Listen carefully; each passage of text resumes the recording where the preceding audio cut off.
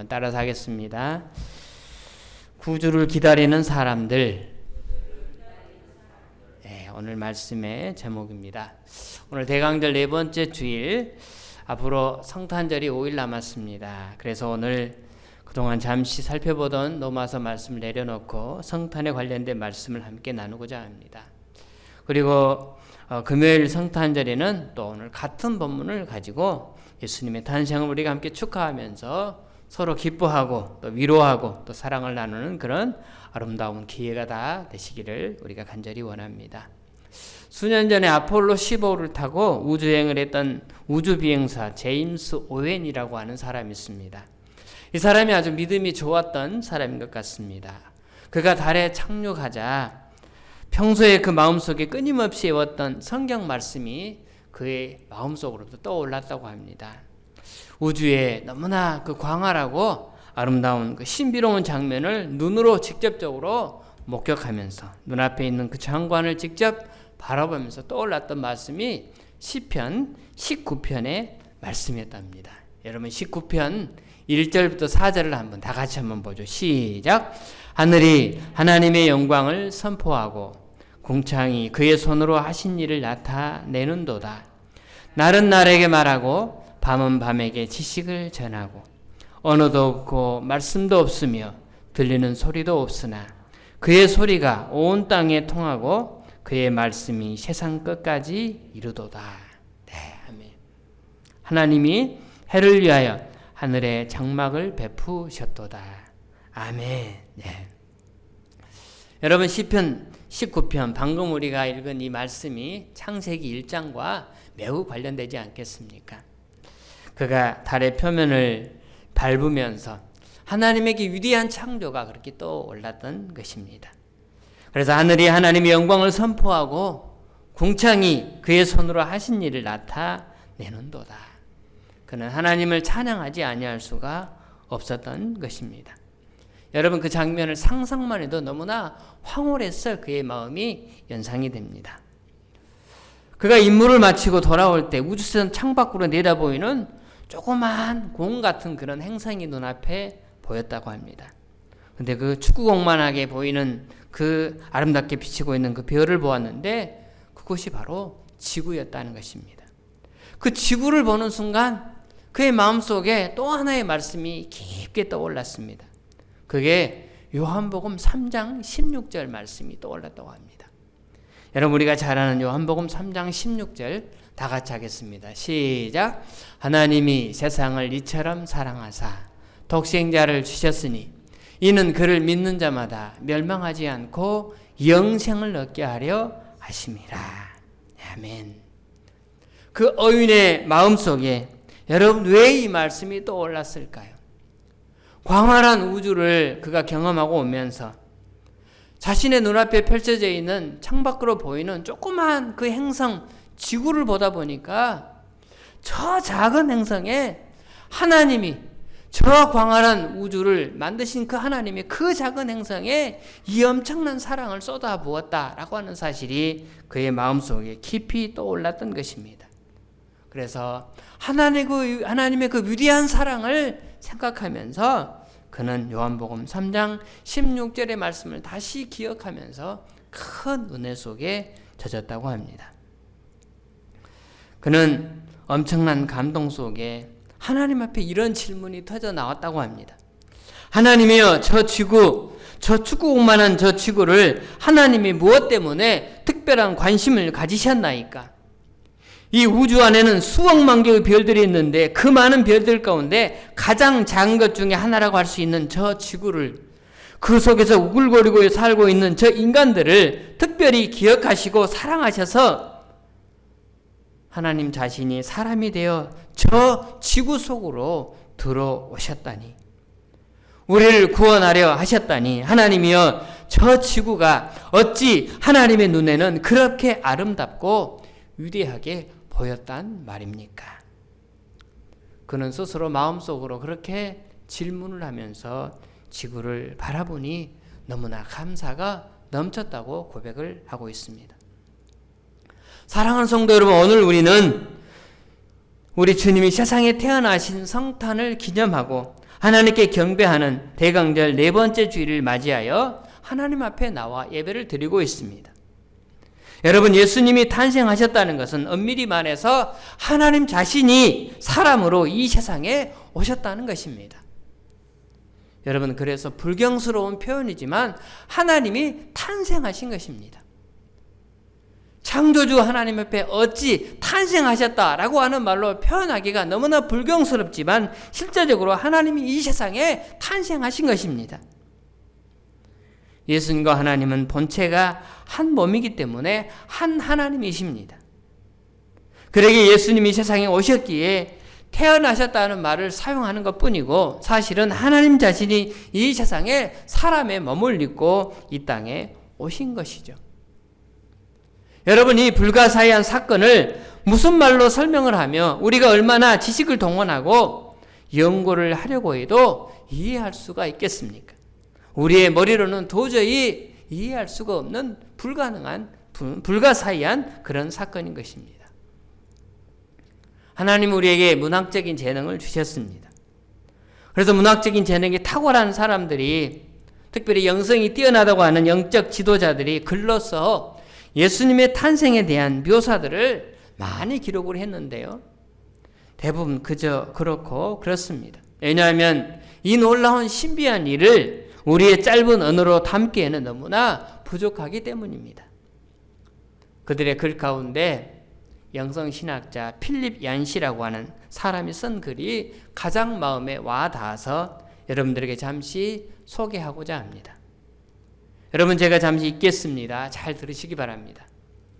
창조자가 지구상의 피조물 가운데 한 부분이 되신다는 이 사실이 어떻게 이해될 수 있겠습니까? 어디에도 견줄 수 없고 전혀 생소하며 유일무이한 사건이었습니다. 춥고 어두운 어느 날 밤, 베들레헴 굴곡진 언덕 위에서 영계와 물질계가 극적으로 교차되었습니다. 처음도 없고 나중도 없으신 하나님께서 시간과 공간 안으로 들어오신 것입니다. 우주를 가득 채우고 계신 하나님께서 시골뜨기 아이가 되셨습니다. 다른 평범한 아이들과 똑같이 걷는 법과 말하기와 혼자 옷 입는 법을 배우셨습니다. 하나님이 사람의 몸을 입음으로 의도적으로 완전하지 못한 결함 속으로, 약함 속으로 들어오신 것입니다. 그의 전지하심은 당시 통용어였던 아람어를 발음 하나하나 배워야 하는 한정된 두뇌로 바뀌었고, 온 우주에 충만하신 그의 편재하심은 두 발로 걷고 때로는 나귀를 타야 하는 모습으로 바뀌었습니다. 그의 전능하심은 나무를 자를 정도의 그 작은 힘은 있었지만 자기를 방어할 수 없는 나약한 상태로 변하셨습니다. 한눈으로 온 우주의 별들을 바라보시던 그분이 나사렛의 좁은 오솔길과 유대 광야의 바위들과 예루살렘의 복잡한 거리를 쳐다보셨습니다. 물질을 만드신 그 하나님이 물질의 형태를 취하셨습니다. 마치 화가가 자신이 그린 그림의 한 점이 되듯 극작가가 자신이 쓴 연극 대본의 한 등장인물이 되듯이 말입니다. 여러분, 표현이 참 멋있잖아요. 사랑하는 여러분, 이처럼 사람이 되신 이 세상에 오신 하나님은 자기가 태어날 장소로 유대 땅 베들레헴의 한 구석진 곳에 마구간을 선택하셨습니다. 여러분, 이것이 오늘 본문 6절 7절에 기록된 말씀입니다. 우리 6절 7절 다 같이 보겠습니다. 시작. 거기 있을 그때 해산할 날이 차서 첫 아들을 낳아 강보에 싸서 구유에 뉘었으니 이는 여관에 있을 것임이러라. 아멘. 네. 호적아로 베들레헴 고향으로 돌아온 요셉과 마리아. 오늘 2장 1절에서 말하듯이 가이사 아구스도가 로마의 황제죠. 로마의 황제가 자기가 지배한 나라의 인구수를 조사하기 위해서 그래서 온 나라에 칙령을 내렸습니다.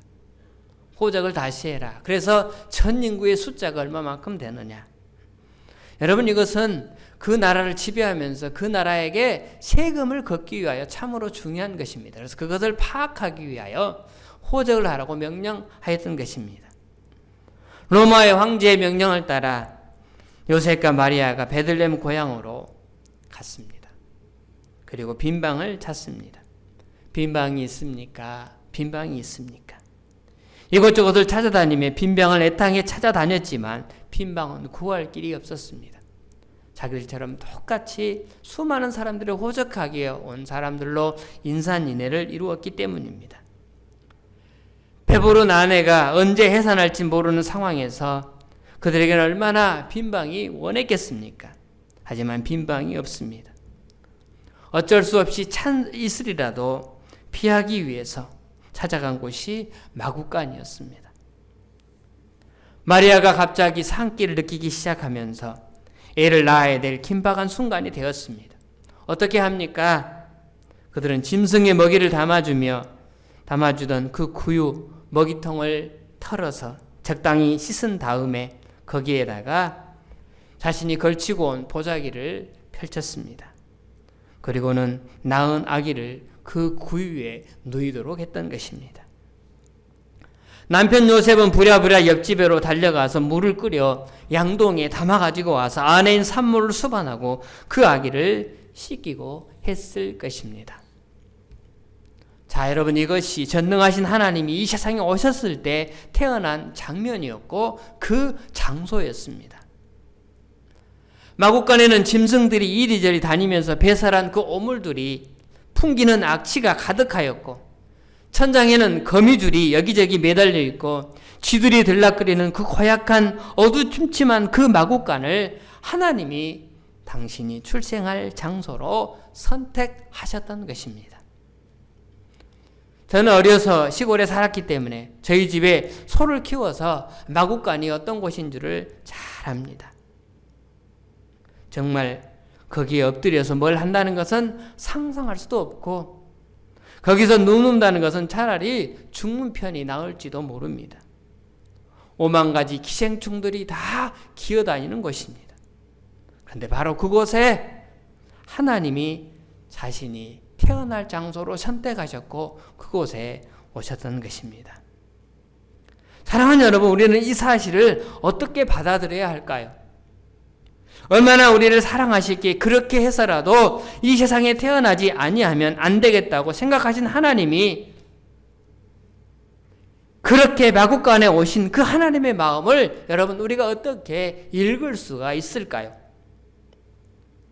대체 여러분들이 뭐길래, 대체 여러분들이 우리 자신들이 뭐길래 저 거룩하고 아름답고 영롱한 별들 가운데 거하시던 하나님이 이처럼 추한 마구간에 그곳에서 태어나셔야만 했을까요?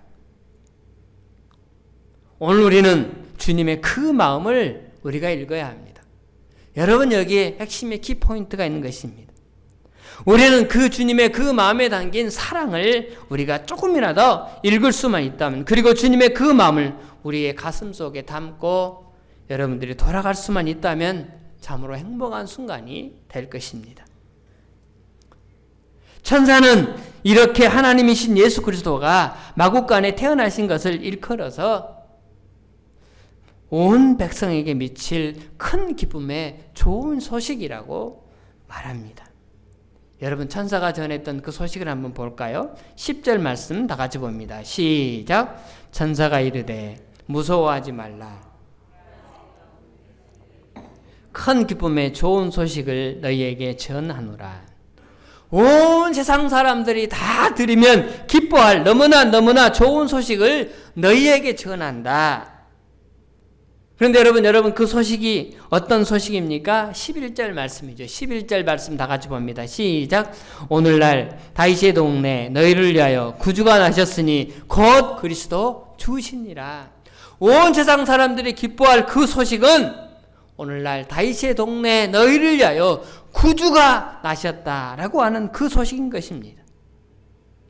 너희들이 그렇게도 기다리던 그 메시아가 드디어 베들레헴에 태어나셨다라고 하는 그 소식인 것입니다. 사랑하는 여러분, 하나님이 원래 우리 인간을 창조하실 때 의도하신 목적이 있었습니다. 하나님은 인간을 당신을 사랑하는 당신의 파트너로, 당신과 교제를 나눌 대상으로 삼고 싶어서 인간을 창조하신 것입니다. 그래서 사람을 만들고 그 대상이 사람이 하나님을 사랑하고 하나님을 섬기며 하나님과 교제를 나누는 것을 가장 아름다운 일로, 가장 기쁜 일로 그렇게 삼고 싶어서 사람을 만드셨던 것입니다. 그러나 여러분, 우리가 아는 바와 같이 인간은 그 하나님의 의도를 차버리고 제 맘대로 가버렸습니다. 여러분, 하나님을 사랑합니까? 여러분이 하나님을 섬기기를 원합니까? 여러분이 하나님과 교제하기를 원합니까? 여러분이 하나님을 섬기며 여러분이 하나님을 사랑하며 여러분이 하나님과 교제하는 것을 기뻐합니까? 그렇지 않습니다. 아마도 인간이 가장 싫어하는 것이 하나님과 교제하는 것입니다. 그래서 그들은 모두 제 갈 길로 갔습니다. 그 결과 인간은 일평생 근심하며 수고하면서 살아도 나중에는 결국 슬픔밖에 남지 아니하는 허무한 실존이 되어버리고 말았습니다. 그리고 하나님 없이 하나님의 의도에서 벗어나서 제 마음대로 산 죗값을 그들은 짊어지고 영원히 저주를 받아야 될 존재가 되어버리고 말았습니다. 여러분, 이것이 인간의 실존입니다. 하지만 그럼에도 불구하고 버림받은 인간에게 하나님은 그 인간을 계속해서 사랑하셨습니다. 날마다 그 하나님은 문 밖에 나와 기다리며 인간들이 돌아오기를 기다리신 사랑이신 하나님이셨습니다.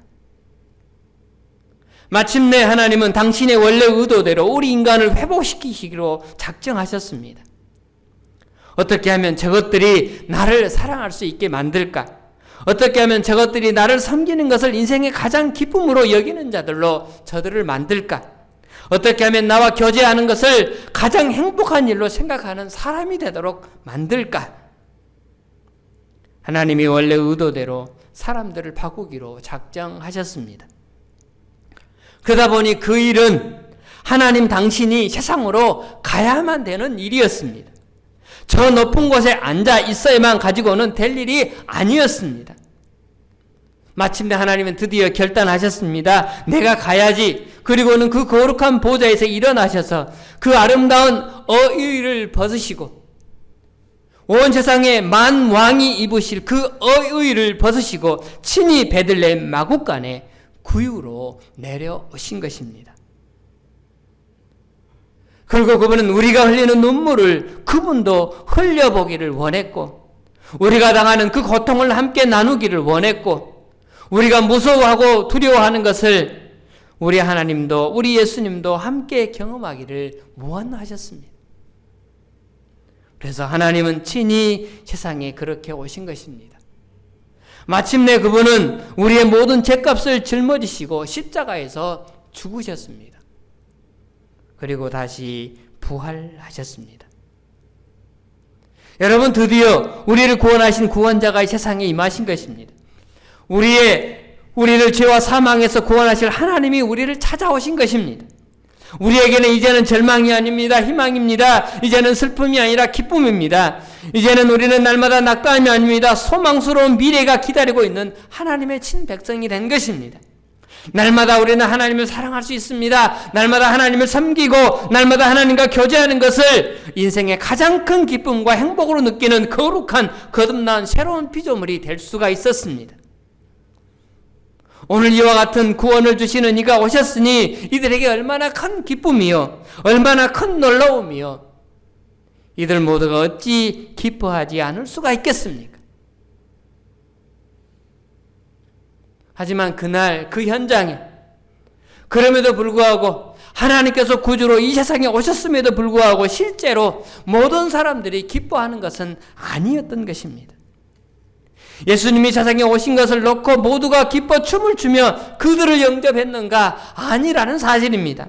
기뻐하고 영접한 사람들은 도대체 몇 명이나 되었는가? 그 많은 사람들 중에 너무나 적은, 너무나 보잘것없는 소수에 불과하지 않았다는 사실입니다. 마태복음과 누가복음에 기록된 성탄 이야기 속에 들어간 사람들의 숫자를 보십시오. 채 10명도 되지 않습니다.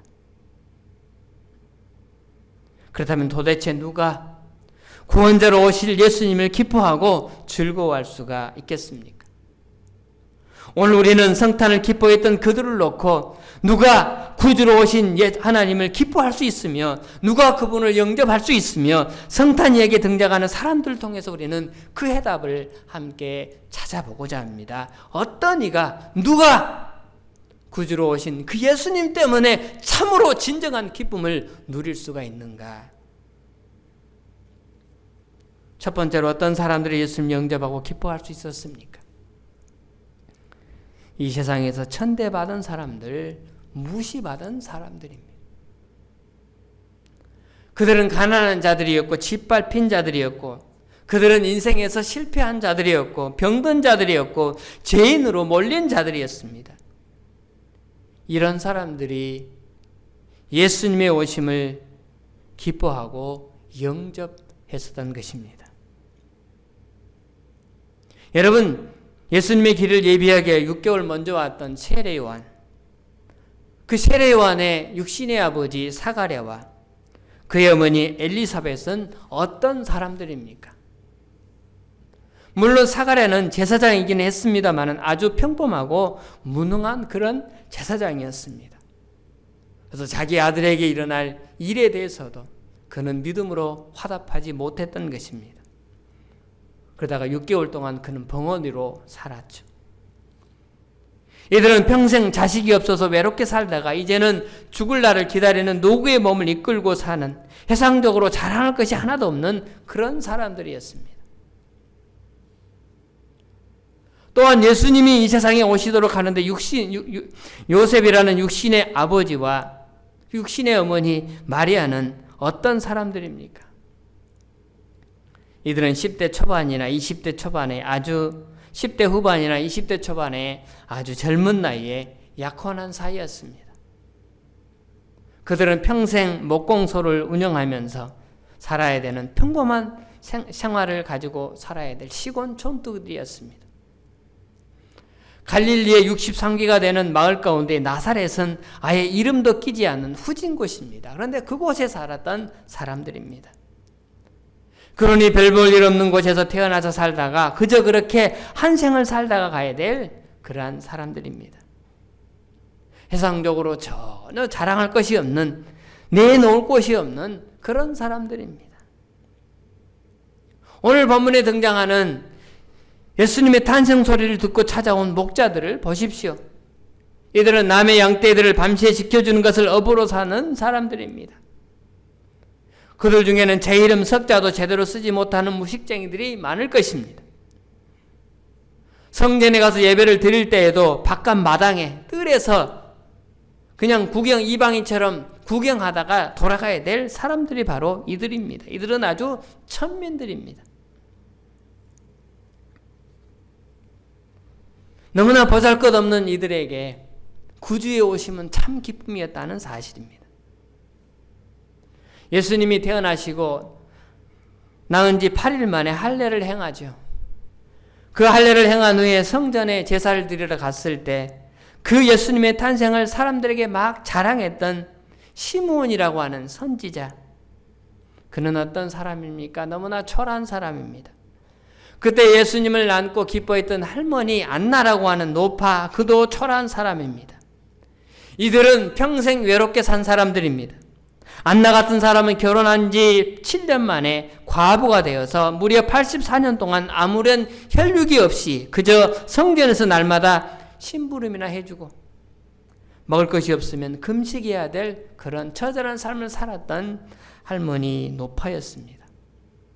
이런 몇몇 사람들만이 예수님이 세상에 오실 때 환영하고 기뻐했다는 것입니다. 이들은 세상적으로 말하면 천대받는 사람이요 무식쟁이들입니다. 세상에 무슨 소망이 있거나 자랑할 것이 전혀 없는 그런 사람들이었습니다. 이런 사람들이 예수님을 영접하고 기뻐했습니다. 예수님이 복음을 전하실 때 예수를 따라다니는 제자들도 주로 이런 사람들입니다. 복음이 전파되는 곳마다 이 시대를 초월해서 이와 같은 현상은 똑같이 생겨나는 게 오늘날도 똑같은 현실입니다. 우리나라도 복음이 처음 들어왔을 때 제일 먼저 받아들인 사람들이 벼슬아치들입니까? 아닙니다. 갑부들입니까? 아니었습니다. 유교학자들입니까? 아니었습니다. 한두 명 있었을지 모르지만 대부분이 세상적으로 기댈 언덕이 없다고 생각하며 그저 하루하루를 살고 있던 처절한 사람들이 예수님을 받아들이고 예수님을 영접하고 예수님 때문에 기뻐했던 것입니다. 사랑하는 여러분, 우리가 세상에서 성공하는 것도 귀한 일입니다. 여러분, 우리가 이곳에서 잘 사는 것도 부유하게 사는 것도 하나님의 축복 가운데 하나라고 생각합니다. 모든 사람이 선망이 되고 선망의 대상이 되고 인기를 누리고 또 사람들에게 유명해지는 것도 절대 나쁜 것은 아닙니다. 하지만 우리가 한 가지 꼭 알아두셔야 될 것은 사람이 되어 세상에 오신 예수님을 참으로 기뻐하면서 내 마음에 모신 사람들은 세상 것으로 가득 차면 세상 것만을 추구하면 절대로 그 주님을 마음에 모실 수가 없다는 사실입니다. 그러므로 서로 여러분들이 성공하셨다 할지라도 낮아지셔야만 합니다. 마음을 비우셔야 합니다. 여러분이 아무리 유명한 사람이라 할지라도 그것은 하나님 앞에 아무것도 아니라는 것을 인정해야 하는 것입니다. 서로 여러분이 많은 재물을 쌓고 걱정 없이 사는 분이라 할지라도 그것은 다 헛된 것이요 때가 되면 모든 게 다 썩는 것임을 인정하고 마음을 비우셔야만이 그런 사람만이 우리 주님을 나의 구주로 영접할 수 있는 것입니다. 세상 것을 추구하고 세상의 것을 원한다면 땅의 것만을 추구하고 땅에서 높아지려고 하고 땅의 것만을 가득가득 채워서 나는 누리고 떵떵거리는 그런 삶을 원한다면 이들에게는 예수로 오실 인간으로 오실 하나님과는 전혀 관계가 없는 그런 삶임을 우리에게 가르쳐 주시기 위하여 우리 주님은 그렇게 낮고 천한 곳 마구간을 선택하시고 낮고 천한 그들과 함께 하시며 그들에게 참 기쁨과 영생이라는 놀라운 축복을 그들 가운데 베풀어 주셨던 것입니다. 사랑하는 성도 여러분, 오늘 여러분 기쁘십니까? 여러분의 심령은 어떻습니까? 여러분은 행복하십니까? 여러분 진정 기쁘고 여러분이 진정 행복하신다면 무엇 때문에 행복하고 무엇 때문에 기쁘십니까? 그 행복이 그 기쁨이 주님과 관계없는 것이라면 우리는 아무런 소용없이 이 자리에 앉아 있는 것입니다. 바라기는 우리의 모두의 기쁨이 우리 모두의 행복이 진정 주님과 다 관계 있기를 주님의 이름으로 축원합니다. 또 하나 예수님을 누가 진정 기뻐하고 찬양하고 영접할 수 있습니까? 구원을 간절히 기다렸던 사람들입니다. 예수님의 육신의 아버지 요셉을 마태복음에서는 의인이라고 말합니다. 그는 의인이요 라고 마태복음에 기록합니다. 왜 그렇습니까? 약혼한 사이에 정혼한 사이에 자신이 안아야 될 그 여자가 배가 불렀다니 임신했다니 그 소리를 듣고 그는 놀라지 아니할 수가 없습니다. 법대로 하면 소문을 내서 동네 사람들 다 불러 모아서 자신이 가장 먼저 돌을 들어서 쳐야 됩니다. 그래서 그 자신이 아내가 돼야 될 그 마리아를 죽여야만 합니다. 그런데 요셉은 마리아를 너무나 사랑했습니다. 그래서 그 일을 숨기고자 가만히 끊고자 했습니다.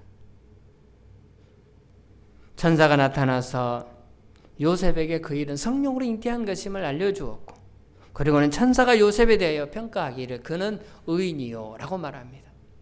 여러분 여기서 말하는 의인은 구원을 기다리는 사람이다 라고 하는 것입니다. 마리아도 하나님이 함께하는 경건한 처녀라고 했습니다. 여기에 나오는 경건한 처녀도 구원을 기다리는 사람이라는 것입니다. 엘리사벳과 사가랴 모두 기도하며 산 사람들입니다. 그들이 무슨 기도를 했습니까? 주님의 구원자가 오시를 기도했습니다. 안나와 시므온도 마찬가지입니다. 목자들도 세상에 기댈 것이 없었기에 오직 자기들을 구원할 구원자가 오기를 날마다 기다리고 있었습니다. 구원을 기다리자 드디어 예수님이 세상에 오셨을 때 그들이 얼마나 기뻐하며 얼마나 행복했겠습니까? 그런데 여러분 여기서 놀랄 일이 있습니다. 예수님이 태어나셨다고 해도 기다리는 메시아가 이 세상에 오셨다고 해도 그들에게는 세상적으로 말하면 변하는 게 하나도 없었다는 사실입니다. 구원자가 왔어도 그들은 여전히 가난했습니다. 구원자가 왔어도 그들은 여전히 목자였습니다. 목자의 신분에서 하루아침에 남의 양을 치는 그런 목동에서 양 주인이 된 게 아닙니다. 양을 수십 마리 거르는 그런 부자가 된 것도 아닙니다. 그들은 여전히 목자로 그렇게 살다가 세상을 떠나갔습니다. 예수님이 하나님의 복음을 전하기 시작하는 30년 후까지 그들 중에 수많은 사람들은 기다렸습니다. 그동안 아무 일도 그들에게 일어나지 않았습니다. 기가 막히는 상황이 아닙니까? 구원자가 오셨음에도 아무 일들이 안 일어납니다. 30년을 기다리는 동안에 요셉은 죽었습니다. 사가랴도 죽었습니다. 엘리사벳도 죽었습니다. 시몬도 안나도 다 죽었습니다. 나이든 목자들 가운데 여러 명이 벌써 세상을 떠났습니다. 하지만 그들은 아무것도 손에 얻지 못하고 세상을 떠나간 것입니다. 그런데 여러분, 그럼에도 불구하고 그들은 기뻐하며 세상을 떠나갔다는 사실입니다. 30년 후에 예수님이 드디어 회개하라 천국이 가까이 왔느니라 하시며 복음을 전하시기 시작했을 때 수많은 사람들이 예수님을 따랐습니다. 하지만 여러분, 따라갔던 그들도 세상적으로 달라진 게 아무것도 없었습니다. 그들 중에 누군가 갑자기 부자 되었다라고 하는 기록도 없습니다. 갑자기 세도가 높은 당당한 권세자가 되었다는 기록도 없습니다. 건강하고 장수해서 200살까지 살았다는 기록도 성경 그 어느 곳에 찾아보아도 없다는 사실입니다. 세상적으로는 달라진 게 아무것도 없었습니다. 그들은 얻은 것도 없고 여전히 가난하고 여전히 고통스럽고 여전히 병들어 씨름하다가 그렇게 세상을 떠나갔습니다. 하지만 그들은 그렇게 세상을 떠나갔어도 기뻐하면서 세상을 떠나갔다는 사실입니다. 여러분, 우리는 이 사실을 알아야 합니다. 그럼에도 그들은 기뻐했습니다. 왜 그렇습니까? 구원자가 오셨다는 그 사실 하나만으로 그들은 만족할 수가 있었기 때문입니다.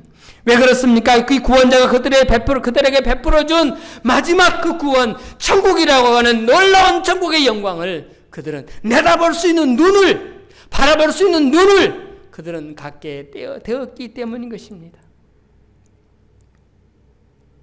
그들은 그렇게 세상적으로 가난하게 살다가 그렇게 끝났지만 그 아름다운 구원의 축복이 임하는 날을 날마다 기다리며 그렇게 살다가 그들은 떠나갔던 것입니다.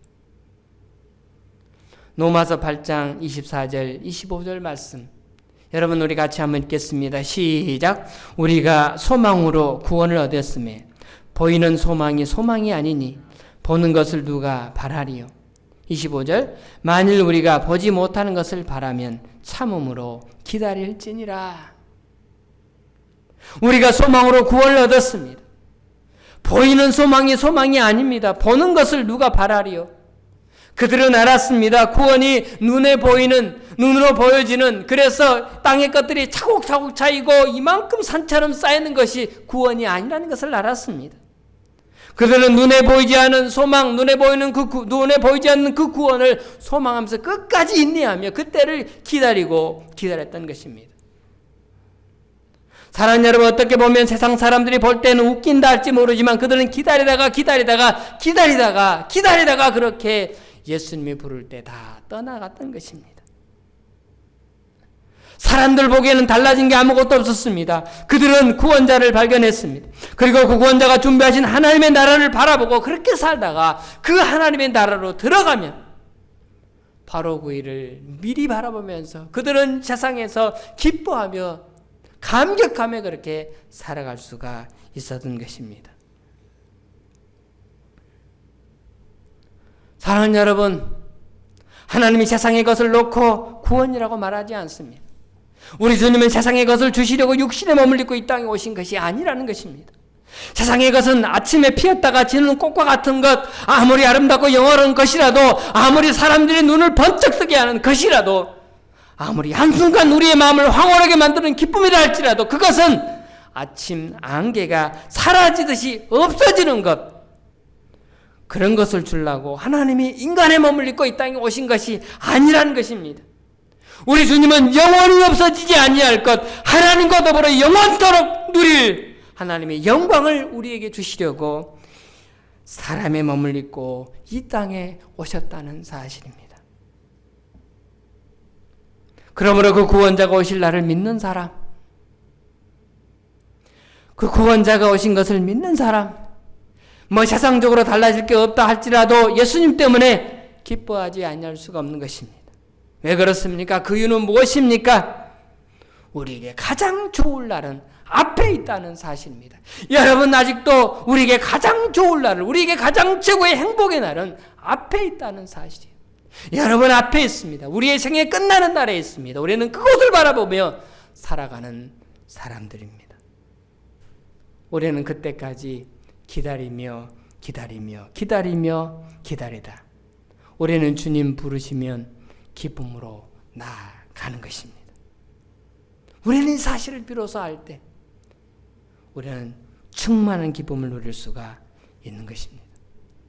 이 기쁨으로 나머지 여정을 살기를 소망하십니까? 바라기는 우리 모두가 그 기쁨을 회복하여서 나머지 인생의 삶을 그 기쁨으로 기다리며 인내하며 기다리다가 마침내 그분이 완성되는 그날, 그 나라에서 다 함께 만나는 놀라운 이 은혜가 우리의 미래 가운데 넘치게 풍성하시기를 주님의 이름으로 축원합니다. 오늘 주신 말씀 마음속에 품으면서 여러분 찬양 108장입니다. 그 어린 주 예수 눌 자리 없어 그 귀하신 몸이 구유에 있네.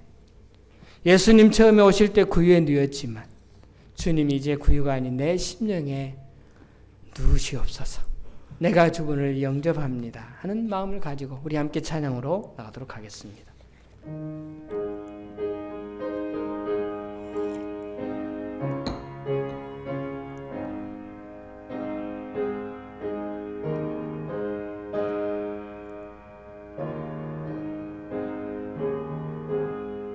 그 어린 주 예수 늘 자리 없어 그 귀하신 몸이 구유에 있네. 저 하늘 별들이 반짝이는데 그 어린 주 예수 골 위에 자네. 저 육축 소리에 아기 잠 깨나 그 순하신 예수 우시지 않네. 그 귀한 예수를 나 사랑하니 새날이 밝도록 함께 하소서. 주 예수 내 곁에 가까이 계셔 그 한없는 사랑을 베푸시고 온 세상 아기들 다 품어주사 주 품 안에 안겨 살게 하소서.